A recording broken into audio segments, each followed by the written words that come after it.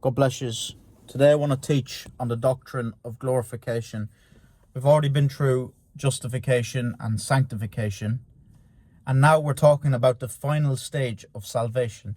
In soteriology, we often speak about justification, sanctification, and glorification. Justification deals with the penalty of sin. Sanctification deals with the power of sin in the believer's life. And glorification deals with the complete removal of sin forever. Glorification is the believer's future perfection in the presence of God. It is the completion of what God began at salvation. So what is glorification? Glorification is the future act of God where believers will be completely transformed into perfect conformity to Jesus Christ. And this includes the resurrection of the body, the complete removal of sin, immorality, and eternal fellowship with God. The Bible says in Romans 8, verse 30, "Moreover, whom he predestined, these he also called. Whom he called, these he also justified. And whom he justified, these he also glorified." Now notice the progression: called, justified, glorified. Glorification is the final completion of salvation. Salvation is not yet fully complete experientially. Believers are truly saved now, that is true, but they still struggle with weakness, temptation, sickness, suffering, and physical death. And even though believers are justified, they still live in fallen bodies. The Bible says in Romans 8:22, "For we know that the whole creation groans and labors with birth pangs together until now." This world is affected by the curse of sin, but glorification is coming. This is our hope. Now let's look at the resurrection body. One of the greatest aspects of glorification is the resurrection of the body. The Bible teaches that believers will receive glorified bodies like Jesus' resurrected body. The Bible says in Philippians 3:21, "Who will transform our lowly body that it may be conformed to his glorious body?" Now think about that. No more sickness, pain, weakness, aging, or death. Do you know when you bend over and you get that pain in your back? Or do you know when you get up off a chair and you go, That won't happen no more. The resurrection body will be immortal and glorified. I want to give you an illustration. Think about a caterpillar. At first, it crawls on the ground in weakness and limitations. But one day it emerges transformed into something entirely different. That transformation illustrates glorification. Right now, believers, they live in weakness and corruption. But one day, God will completely transform them. The Christian's future is not decay. It is glory. And it is the defeat of death. Glorification, it includes victory over death itself. In 1 Corinthians 15, verse 54, it says, "So when this corruptible has put on incorruption, and this mortal has put on immortality, then shall be brought to pass the saying that is written, death is swallowed up in victory." Death is humanity's greatest enemy.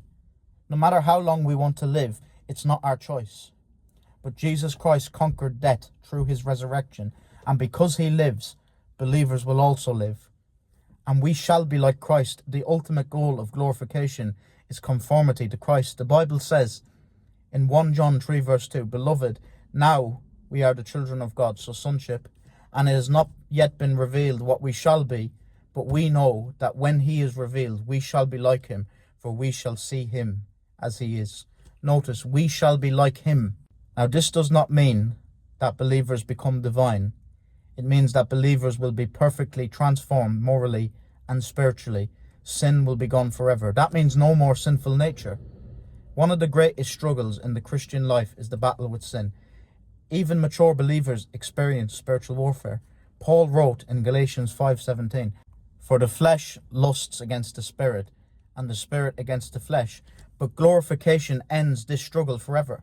Imagine, never again will you experience temptation, sinful thoughts, pride, lust, fear, anger, or corruption. That is glorification. I want to give you another illustration. Imagine looking into a cracked and dirty mirror. The reflection is distorted and it's unclear. That is humanity under the effects of sin. But imagine that mirror being perfectly restored and polished. Now that reflection is clear and beautiful.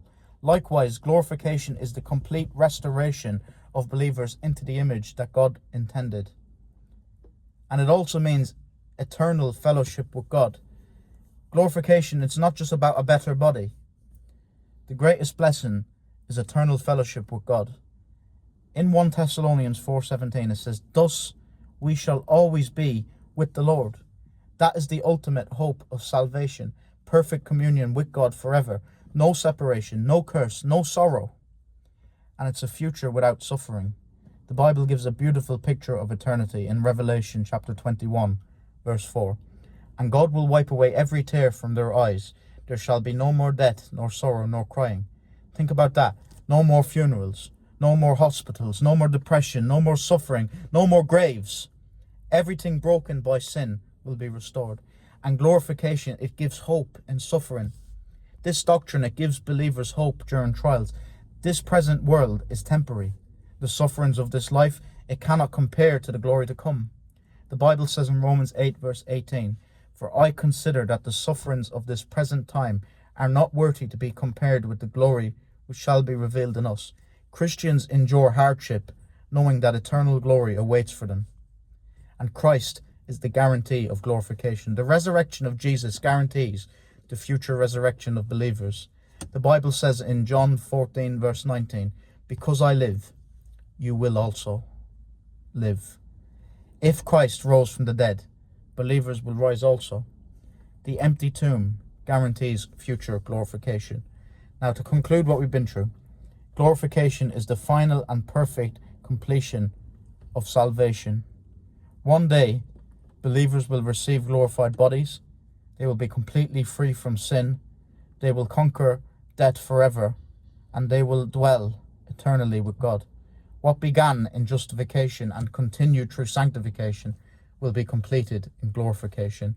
Romans 8 verse 30, "Whom he justified, then he also glorified." The Christian's future is not wrath, it is glory through Jesus Christ. God bless.